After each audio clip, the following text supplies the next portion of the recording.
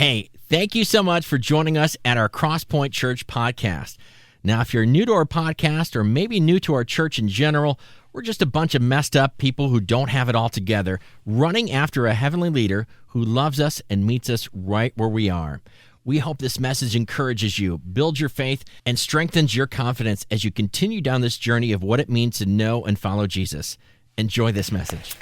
We all want a friend like that, right? Like we want a friend that's going to be there through every season. I mean, winter, spring, summer, fall. I mean, when it's raining, when it's storming, the sunny days. And studies show that about half of us have that, but we long for those moments. And so we're going to dig into this a bit tonight and kind of figure out, okay, how do we take our relationships to deeper places? So, hey, it's good to see you. Excited to be with you. My name's Curt. If you're here for the first time, welcome. Maybe you're returning. You came to game day a few weeks ago. Maybe you came for the beginning of the series last weekend. We're excited you're here. For those of you that are here every single weekend, always good to see you. And we got a whole bunch of our online crowd join us this weekend. Let's make some noise for them.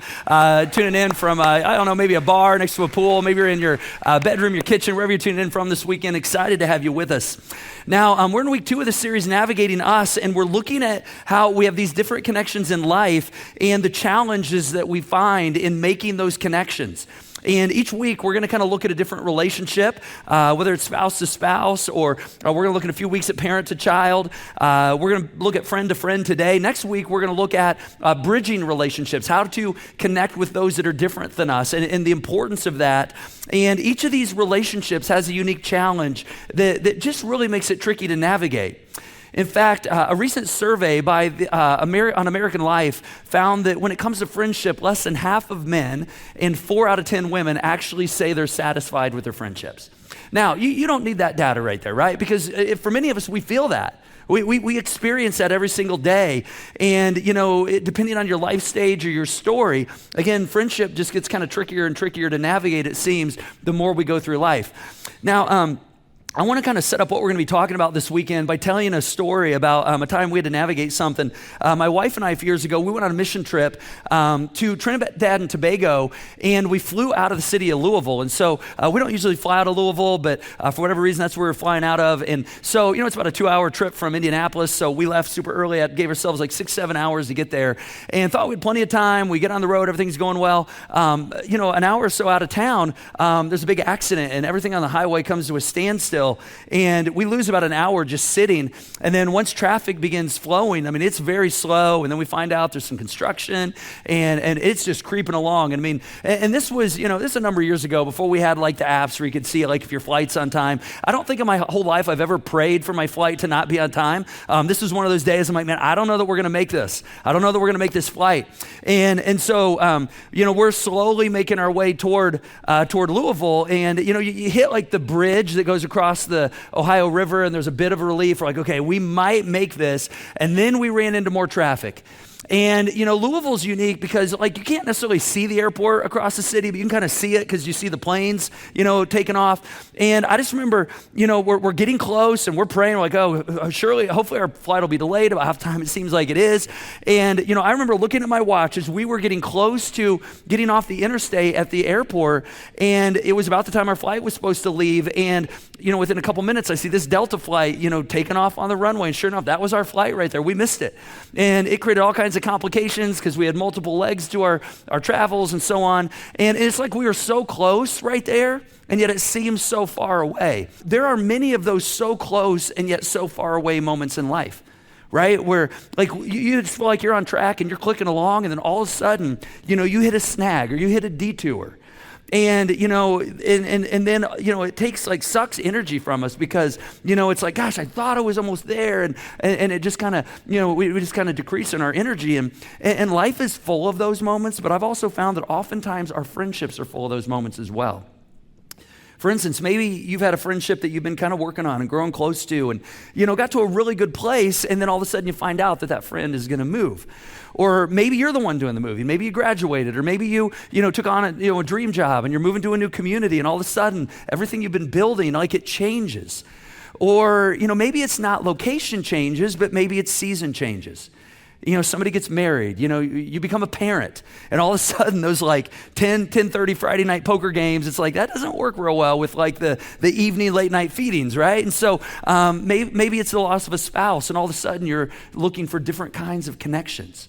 And it's hard because, sometimes it feels like we're starting over.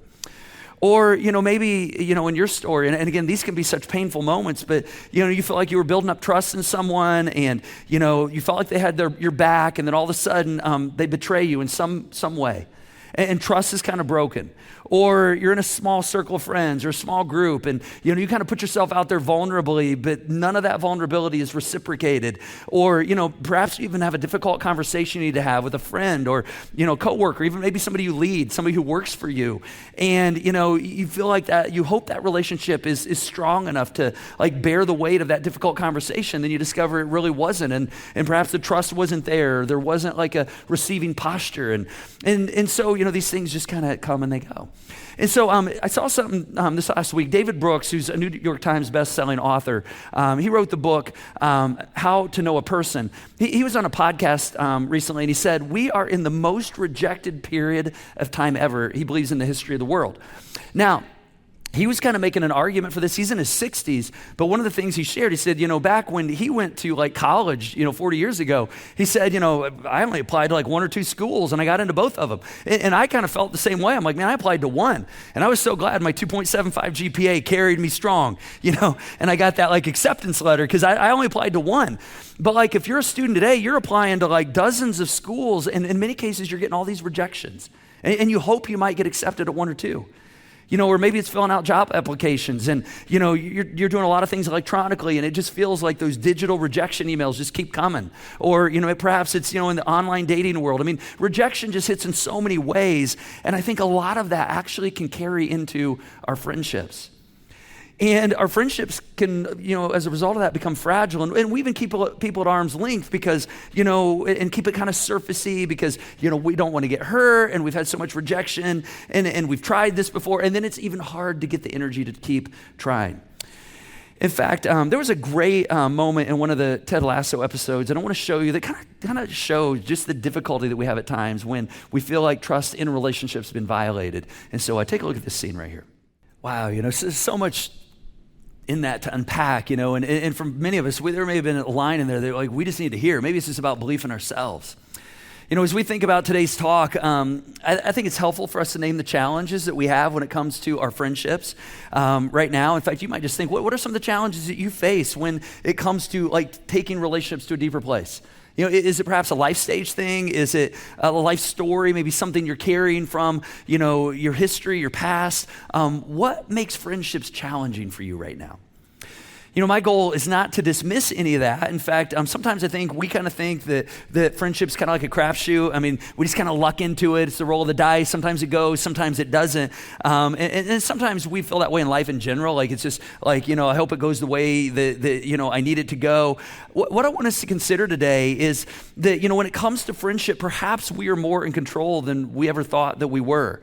And there's certain things we can do to actually build deeper relationships, and through different seasons of life, through different stages of life, and people who have done this and do this consistently and do this in healthy ways, there's certain things they do and they continue to do, and you and I can actually implement these as well.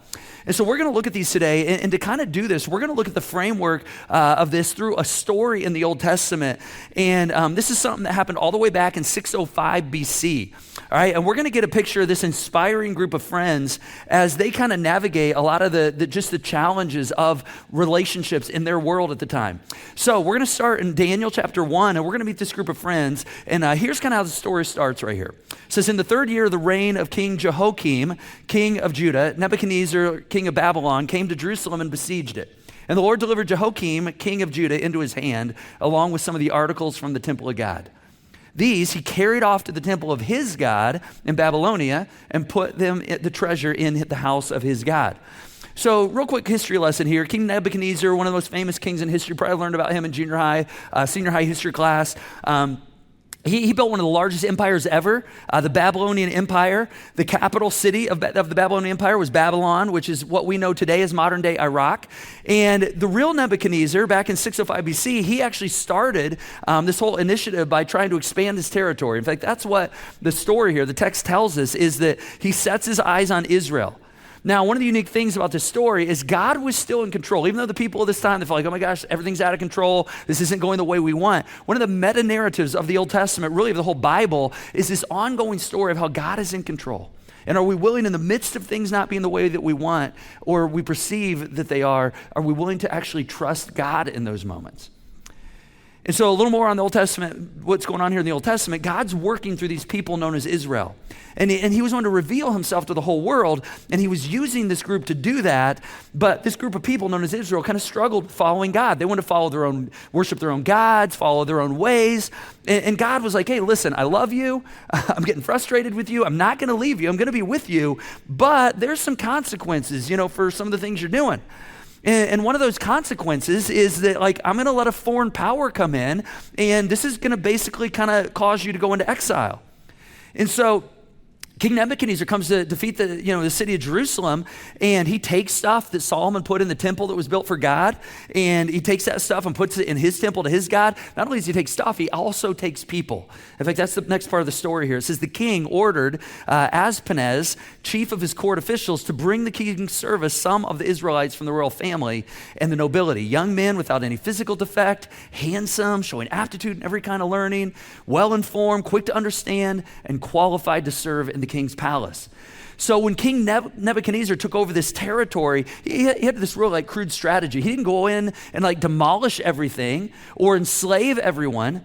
No, instead he said, I'm actually going to take out the best and the brightest.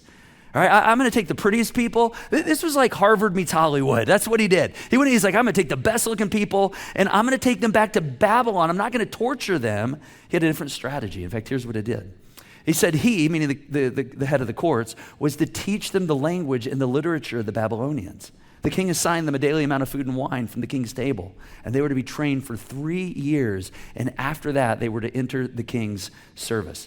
So basically, the king's like, hey, I'm going to give you a 3-year free ride, free room and board, everything, all expenses paid, all right? And we're not talking like cafeteria school food here, all right? They're going to be eating from the king's table, right? They're going to actually be sitting at the king's table. They're going to be in the circle of power. Now, I want us to put ourselves in the shoes of these young men, these young friends that are taken out of their hometown against their will. None of them wanted to be taken from their home. They're going on a strange journey. They're going into this strange world. They probably had images of hey, we're going to be enslaved. We're going to have to work our tails off the rest of our life in hard labor. But no, they're actually put in the circle of power. They're actually brought into the main table. They have access to everything. I mean, they probably felt like, oh my gosh, it's like we won the lottery right here. Except there was a catch with the program that they were entered into. See, King Nebuchadnezzar, what he was basically doing, he was grooming them. This is a grooming program. All right, he was trying to strip away their identity. We see all kinds of pictures of this in our culture today. He was basically helping them become pro-Babylonian cheerleaders where they would just go along with whatever the king says. And so this is where we kind of meet this friend group in the context of this going on right here. All right, so they've been taken captive. They're put in the gifted and talented program, in essence. Here's what happens next. Saying among those who were chosen were some from Judah, Daniel, Hananiah, Mishael, and Azariah. The chief official gave them new names. To Daniel, he called Belteshazzar. To Hananiah, Shadrach. To Mishael, Meshach. And to Azariah, Abednego. Much like you and I today, they were navigating, these 4 guys were navigating a very, very tricky cultural situation. They had to decide what things they were going to stand up for, what things they were going to go to the mattresses for, what things they were, had high belief in, but they were just going to kind of let these things slide. And Daniel, one of the things he decides to worry about is this right here. It says next that Daniel resolved. That's a great phrase right there. But Daniel resolved not to defile himself with the royal food and wine. And he asked the chief official for permission to not defile himself in this way. Now, there's lots of different theories on why he did this right here with the food and wine. Some say, well, it was Babylonian food and wine, and he didn't want anything to do with that culture. Others say, no, he, this went against his dietary restrictions, which you and I don't have today, but back in that day, it was a really big deal. Whatever the reason was, Daniel said, I'm putting a stake in the ground right here. There's certain things that I'm just not going to cross the line on. And this was partly to say, hey, I want to show this Babylonian program, hey, you don't have control over me. All right? There's certain things God still has control over in my life. So in a very tangible way, I'm gonna put a stake in the ground and say, hey, God has control of this part of my life. Now, this is where Daniel's friends get involved. I want us to pay attention to this right here. All right? As he draws a line in the sand, because he makes an assumption that his friends that are going with him into this program are actually with him on this. All right, check what happens next. It says, Daniel then said to the guard, to whom the chief official had appointed over Daniel, Hananiah, Mishael, and Azariah, please test your servants, Daniel said, for 10 days. So he's basically like, hey, test us on this. And the guard is probably like, hey, I don't know that I want to be testing you guys on this. I don't want you to be stop eating all this good food because, man, I'm in charge of you guys. I'm in charge of your health. All right, you start looking like nothing, you're good for nothing. All right, so Daniel's like, no, not only test me. Notice what he says right here. He says, test us. He says, please test your servants for 10 days. Give us nothing but vegetables to eat and water to drink. Then compare our appearance with that of the young men who eat the royal food, and treat your servants in accordance with what you see. So this friend group was so aligned, so tight, that when Daniel took a stand, he knew his guys were going to stand with him. All right, he knew it's like, hey, you mess with me, you're going to mess with all of us. Now, this may speak a little bit to how my mind works, but when I read this story, you know what I think of right here? My mind goes to like 7th grade humor, and I think of this guy right here. I think Adam Sandler and his like Grown-Ups crew. You know what I'm talking about? Like these guys, these are like friends for life, right? If you've ever watched Grown-Ups, these guys are like, hey, we're in it, man. You mess with one, you mess with all of us, right? Like these guys, even in real life, like they are in it thick with each other. All right, and so that's kind of what's going on with Daniel right here and his friends. And they show this resolve, and when they do this, God actually shows up. In fact, take a look at what happens next. It says, so he, meaning the guard, agreed to this and tested them for 10 days. And at the end of the 10 days, they looked healthier and better nourished than any of the young men who had ate the royal food. So the guard took away their choice food and wine that they were to drink and gave them vegetables and said, he's like, hey, you want to do it your way? That's fine. Worship your God. Do your thing. I don't care. All right, you look good. These 4 young men, God gave knowledge and understanding and all kinds of literature and learning. This is a special group of friends right here, and certainly God was doing some kind of amazing things in them, but it didn't end right here. It continued on. I mean, this group of friends would go through a lot. In fact, King Nebuchadnezzar, he would eventually put them in power and give them authority over certain things, and he would get frustrated with them because they weren't bowing down to him as a king. They were still worshiping their God. And some of you may be, familiar with the whole fiery furnace moment with like Shadrach, Meshach, and Abednego, or as we used to say as kids, to bed we go. Anybody say that? Like you'd be like Shadrach, Meshach, and to bed we go. That's how we always said it in Sunday school. If you went to Sunday school, which I know not all of us did, you may be familiar with this story, but it's not just like that God shows up when they are being threatened to go into the fiery furnace. There's this whole miracle there that's really, really cool.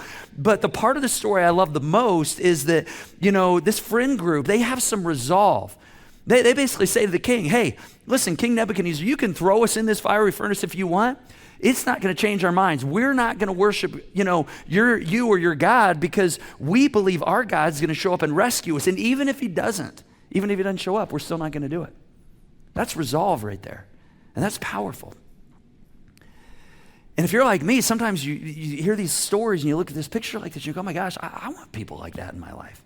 I want people who show up like that. I mean, not all the cultural, acculturation, all that kind of stuff, or the going in the fiery furnace, but I want people that are there, right? I want that kind of closeness, which kind of begs the question, okay, so how do we do that? How did they get so close? What was the process? See, what was it about this friend group that when they did this big thing, like they leaned in and they had each other's backs? The text gives us some hints and clues. We can speculate a bit, which we'll do. But I think it gives us some leads on how we can approach our friendships today. The couple things we know is this circle of friends. They were a bunch of young guys, 13 to 17 years old. That's pretty young. All right, they were the best and the brightest. They're putting this gifted and talented program. My speculation is, though, that they weren't necessarily friends originally. They're rivals, because usually people that want to be the best, they're competing. They're like, hey, I want to be the valedictorian, right? I want to be the most popular among the girls. So they were like the cream of the crop. And just to put it into context, they were taken away out of their culture. They were taken 1,000 miles away from Jerusalem to Babylon. That's 1,000 miles. That would have been like a 4 or 5 month journey on foot. Very, very difficult journey. And just to be clear, this wasn't a part of their plan. This is like a major life detour for them, right? Nobody had this in their plans. Their dreams were dashed, right? Because they're being put into this difficult grooming program. But it was actually in the midst of these difficulties that they forged, and some of those deep bonds were cemented. And sometimes we look at those things that are cemented in friend circles and we go, oh my gosh, I want that. Sometimes we don't realize, though, what it took and what people went through to actually get to that place.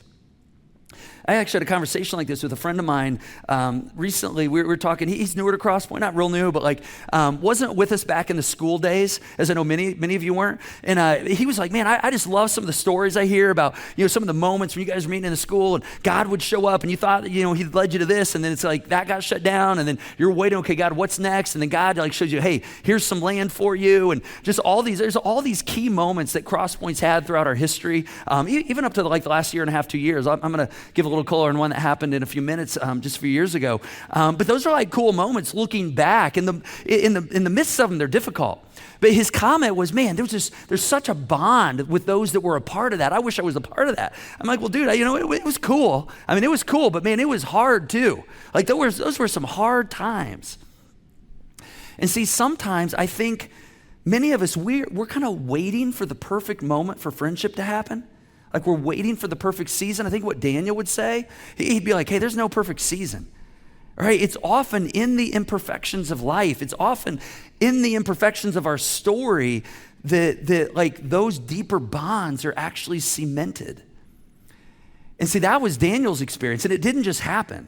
All right, he had to be intentional about some things, but it just shows us we have agency. We actually have some control. Even when Daniel and his friends were taking on this 1,000-mile detour, they had agency to respond, based on certain things that took them on the journey they went on. And there was a bonding that took place in the midst of that. So I want to kind of pull out 3 things real quick out of this, 3 kind of quick hitters that definitive friendships have, because definitive friendships require definition. All right, it's important for us to bring clarity to them. And we see this in the life of Daniel. We see 3 things that we can kind of bring out of his story that I actually think you and I can actually apply to some of the difficult things we're navigating today as we think about how to take friendships to a different level.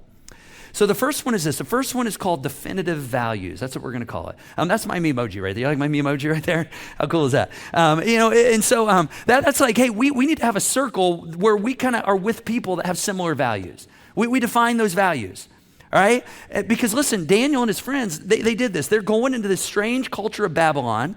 All right? They kind of had to pre-decide. I don't think they waited till they got there. I think they pre-decided kind of how are we going to progress through this? How are we going to be purposeful in the midst of this? All right? They didn't fight or flight. All right? They didn't do that. They had to decide ahead of time, okay, how are we going to engage? What are we going to say yes to? What are we going to say no to? And see, this is important for you and I as well. In fact, I just think this is something we have to do with every new season of life we go through. Maybe you just graduated and you're like, okay, I'm in a new season. This is a good season to define, okay, what are my values for this season? Or, maybe you just, began a new season as a parent or moved to a new community, or you're an empty nester now and you're like, okay, there's a whole new season. What are the values that I really am looking for? How do I track with people that have similar values? Because at the end of that season, you want to look back and go, well, gosh, I feel good about kind of where I was and the people I'm traveling with. And so we have to define these values for ourselves. And we have to look for people that have those shared values. Because here's the thing, if you don't do that, I can tell you the people around you, your friends, they're going to try to tell you what your values are. Your family even might say, hey, here's what you need to value. Even the culture around us is going to say, here's your value. And so identifying our values and saying, okay, who are people that I can journey in the same direction with? When we do this, we begin to go to those deeper places. But friendship doesn't just happen there. There's something else we have to do. Second thing that we see in this story is we have to have definitive conversations. See, Daniel, I believe, and his friends had conversations about how they were going to stick together when they went through this really, really difficult season. I mean, I'm sure it happened when they were on this 1,000-mile journey. I mean, it took them months to get from Jerusalem to Babylon. I'm sure they were going, okay, we don't know what's going to happen when we get there. All right, here's how we're going to do this together. All right, I have a feeling before Daniel ever showed his resolve in front of that court leader, I believe that he and his friends talked through this, that they resolved hey, we're going to stick together. And one of the reasons I say that is his friends didn't go, whoa, Daniel, what did you just commit to? I mean, when Daniel pretty much told the court attendant, hey, we're going to pass on the filet mignon. We want celery instead. Think about that for a moment. No, none of his friends were like, dude, what are you doing? No, they actually went with him. I mentioned, we've had all these definitive seasons at Crosspoint over the years. Really cool moments. Again, looking back on them, we had another one about 1.5 years, 2 years ago. If you've been around here for that length of time, you remember that as it was kind of shaped as we're coming out of COVID and rebuilding out of COVID and rebuilding financially. And, in the midst of that, I had to do a refinance on our building. And it was a very difficult interest rate season. We weren't even sure how all that was going to work and even if there were options, even if we had a future. I mean, we did a lot of praying, a lot of rallying around. Many people. I mean, if you're newer here, you just need to know the grit of this community that's continued to say, hey, we're committed to creating a place for people that they can have a church with dim lights, easy exits, tune in online where you can, if you don't know where to start in faith, this is a place you can do that. There's not many of those kinds of places, in our community. We're just ultra committed to that. But, we didn't know if we were going to have a future. And my wife and I remember having some conversations with some of our close friends, some of our team, some of our advisors, where we just said, hey, are we crazy to push through this? Because we really can't see a future here. And, in our, some of the questions that came back were well, why are you doing this? What are the values that you have? Why would you commit to that? And we're well, because we have a commitment to people and we care for our community. We want to see people who don't currently see that God's relevant to their life, see that God's relevant. And we care about all these people that are here that might not find a place. And they looked at us and they said, no, you'd actually be crazy and we'd be shocked if you didn't go through with it. You see, that was a real defining conversation right there. Those are crucial conversations. Partly because we knew the road would be challenging. And we didn't want to assume that everybody was in the same place, but see, definitive friendships require definitive conversations. It's what it requires to go to different levels. One of the questions that, I want us to think through is, what is it we're trying to do together? What is it we're trying to do together? In my men's small group, we have similar conversations. It's easy when guys get together to sometimes just talk sports and shoot the breeze about things that, just normal things. But in my men's small group, we've just all kind of said, hey, we want to talk about things that matter. We'll do that. But we want to have definitive conversations. We want to talk about, where we're struggling or where God's showing up or something we're maybe just needing some encouragement on, because that's actually the places that we go to deeper places. We say, what is it we're trying to do? We're trying to encourage one another. We're trying to go and journey to deeper places with one another. See, Daniel does this. It revolutionizes their connection. And then the last thing we see Daniel do is, another way he defines friendship is he embraces definitive opportunities. Now we're back to my memoji here. So he's got one foot in definitive values, a circle of people that have similar values, heading the same way. But he's also got a foot, in a circle that's hey, what are the new opportunities that are in front of me? We'll talk more about that in just a moment. See, one of the things I love about Daniel's group is they were open, even though this season was a massive detour. They could have shut it down. They could have been oh man, we're not looking for new opportunities. We're trying to just figure out life right here. But they didn't. They continued to look for opportunities of what God was doing and how God wanted to use them and people around them. And let me just remind us, we're talking about a group of teenagers right here.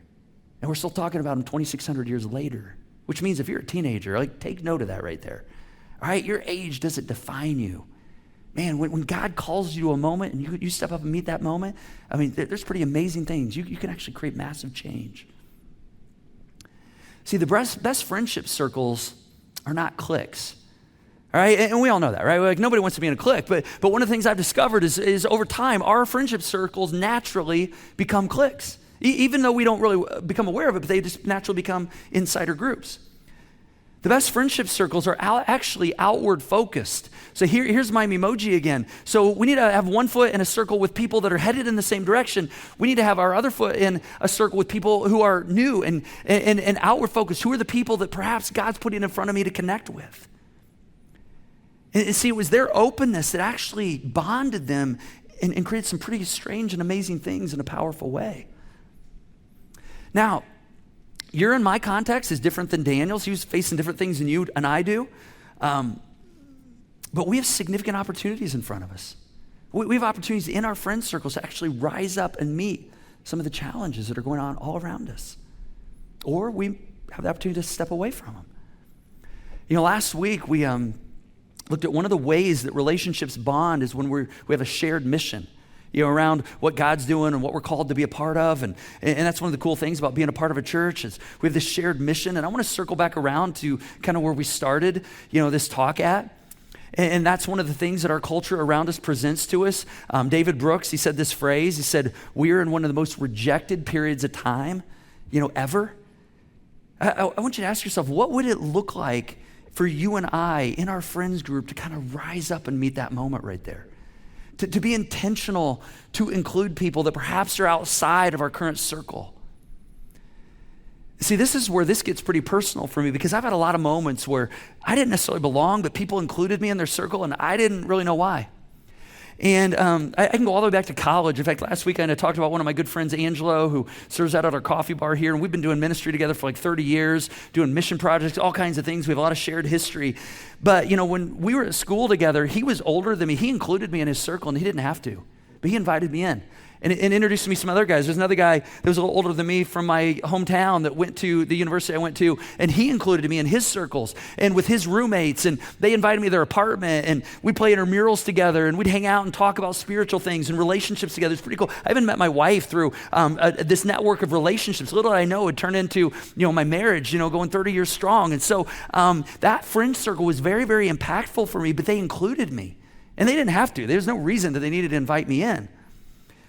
But kind of coming full circle, something really cool happened about a month and a half ago. One of the guys in that circle that included me, he lives in this area. I hadn't seen him in 5 or 6 years. He reached out to me back in mid-December and he said, hey, Curt, I'm going through kind of a difficult season, and I saw some of the reels from your church on social media, and there's some stuff that really landed with me, and I just want to connect. I want to get together and talk because, I just think, God's kind of leading me to just connect with you. And so we got together at coffee, and as we were connecting, I said, you know what, I think you actually need a group of guys, and invited him to join the group that I'm in, and included him in my circle, and he's been connecting with this group, and it's been so cool because it's been so life-giving to him. And he's been life-giving to the group. See, this is what you and I get to do. And sometimes we're like, well, I got good friends, and when we've got a circle, it's easy to hunker down, and we even go to scarcity mode. We're like, oh my gosh, I only got so much friendship to go around. But perhaps God is inviting us to say, okay, who do I need to include in those circles? To meet that opportunity of like living in one of the most rejected cultures in the history of the world ever, with an openness and the love and the grace that Jesus extended to us. We say, hey, I want to give you an opportunity to come in. And I know for some of us, you're like, I don't know if I have anything to offer in that front, Curt. Well, you actually might have a lot more to offer than you think you do. See, when we open our lives in this way, just like Daniel, some pretty amazing things begin to happen. As we kind of close, I want to take us back to this idea that I think every new season that we enter into is an opportunity to redefine what our friendships look like. And it starts with redefining who we are and what we're looking for, and saying, okay, who are perhaps some new people that I want to journey with, people that are in the same lane, headed in the same direction, who are some of the people with the same values. Maybe it means redefining some of my current relationships. This is one of our next steps this week, and maybe for some of us it's saying, hey, having a 15, 20-minute conversation with a friend and saying, I feel like things have gotten kind of stale. We don't have a lot of purpose. Maybe we could bring a little more purpose. We got a little cliquish. Maybe we could steal a phrase from Daniel and say, what would it look like to show some relational resolve this week? Maybe that's even like jumping into a small group. A group of people spiritually heading in the same direction. Maybe that doesn't seem comfortable to you, but it's taking that awkward step to start meeting with people. I want to show you kind of how this works. We have a whole bunch of stuff happening around here, and I want to kind of just give you a visual of like how some of these connections take place. So we got things like silent disco, Churches Left the Building coming up, Grief Share, Crosspoint Sports, pickleball. You're not going to go and make a best friend probably at one of these events, but these are connection events. If you're newer to our community, this is where you're going to meet somebody, or if you've been around our community, you're like, man, my circle's a little stale. This is where you can go and interact, meet some new people. But as a result of that, you might meet someone and as a result, go, gosh, I really like hanging with you. And you might actually get an invite to, that person might say, hey, gosh, you ought to come to my men's group. You ought to come to my women's group. You ought to come to my small group. We have a group of people. I think you'd really dig it. And you go, I think I will. I've never really wanted to do that, but you seem normal. I like you. You seem like a normal person. And all of a sudden you get connected at a little deeper level. But see, just showing up at a group doesn't always create that deeper friendship, but oftentimes within that deeper group, when you talk about meaningful things and spiritual things, it actually takes you to places where deeper friendships begin to emerge. In fact, it happened this week in one of my groups. I had a couple guys who were like, hey, we're meeting for coffee this week because, I want to connect with you. They're connecting at deeper levels. See, this is what happens when we expand, and maybe for some of us, like we need to take a step into some of these events so we can create some connection, put ourselves in a place where we can begin to broaden that relationship. Maybe for some of us who have been around here for a while, we need to enter that context and say, okay, how do I expand some of my circles? They've got a little stale. How do I include a few new faces? Whatever it is, I want to encourage this week to resolve to relate like Jesus did. In this rejection culture that's going on all around us, what would it look like for us to kind of be open-armed and just say, hey, I'm gonna be open with the love and grace just like Jesus did for me? Because I think that's one of the greatest things perhaps our culture all around us is looking for. In fact, I want to pray for us kind of as we think about what this means for us. Let's bow our heads. God, thank you for the chance to talk about things that matter. And last week we said, even as we think about relationships, the most important relationship we can have is with you. And the kind of connection you want isn't just as a father or as a leader, but like you actually call yourself friend, which I think is one of the reasons that Jesus, took the initiative to kind of go on our behalf to close the gap between you and us and do something for us that we couldn't do, because he realized that like we need that deeper spiritual connection with you, but there's nothing we can do in and of our own self to make that happen. And for some of us here today, our next step might just be receiving that invitation. Your invitation's always been, hey, let's just walk together. Let's go together. Let's do this thing called life together. And maybe for some of us today, we're here and we're realizing, man, I need that. I need to start walking. And because of what Jesus did, I can actually do that. I can have access to the Father by simply receiving his grace and his goodness and beginning a relationship and telling him, God, I want a relationship with you because of what Jesus did for me. And I just want to tell you that if you're at the place of taking that step, I just want you to know, man, it's one of the best decisions you'll ever make. God will never walk away from you. He'll always have your back in that moment. This is also a moment for us to think about our human relationships. And God, I just pray that our connection would reflect who you are. Help us to know what to do with what you've maybe nudged us on today. That we would be reflective of your grace and goodness with people around us. God, give us the relational courage this week. The relational resolve like Daniel. Help us to maybe step out, to have the energy, to maybe create some new connections, to maybe have the conversation with our current set of friends, say, hey, it's gotten a little stale. What can we do to take this to a different place? And to actually talk about things that really we need. So God, would you ramp up those connections in our lives? Again, thank you for creating us for these. And we believe you want this for us. And we thank you. We love you. Amen. As we close, we're going to do a song. In fact, I want you to go ahead and stand. And as the band leads in this song, there's a really cool line I'm going to show you in a moment. But I know for some of us, relationships are hard because we've got a lot of baggage, and sometimes we're afraid to let people in. And I had a breakthrough moment about 20 years ago. I was actually had the opportunity to serve on a team with my dad and my grandfather. They were both pastors, and my grandfather's kind of in retirement age. It's very unique, lots of fun, love them both. But we all have outages, right? And so I asked the question one day. My grandfather passed about 2 years ago, but it was such a special time to serve with him. I asked the question one day. I said, hey, who do you connect deeper with at the deeper places? I just asked our whole team that. And I'll never forget my grandfather. He'd been in ministry for years. He kind of slammed his fist on the table. He's a very loving man, but he's like, one time, I shared something really vulnerable with somebody, and man, they told a whole bunch of people about it. And I decided I'd never, ever do that in my life again. It's like, wow, ding, ding, ding. This explains. I had struggled to have modeled what it meant to like have deeper relationships, and I realized, oh my gosh, because of that one really painful moment, perhaps this set off generationally a difficulty connecting. And And there were some breakthroughs in that moment, and for me personally. And maybe this is a moment for you to say, okay, there's been some stuff, but I'm gonna trust you, God. This song we're gonna sing, it kind of says, here I am, God, arms wide open. I'm gonna trust you. I'm gonna pour my life out. I'm gracefully broken. We're all broken. But look at this next word, this next phrase. When we do that, your power at work in me, I'm broken gracefully. I'm strong. You're strong. I'm strong when I am weak. And here's the result. We're free. So as we sing this, I just really believe God wants to do some breakthrough and even some healing as we lean into this moment and think about how do we go to those deeper places this week in our relationships. So let's sing with Morgan and Dave. Thanks so much for joining us today. Take a moment to follow our podcast on your preferred platform and be sure to download our app to stay informed on everything happening here at Crosspoint. And if you like what you heard today, don't hesitate to share it with a friend that might need to hear it too.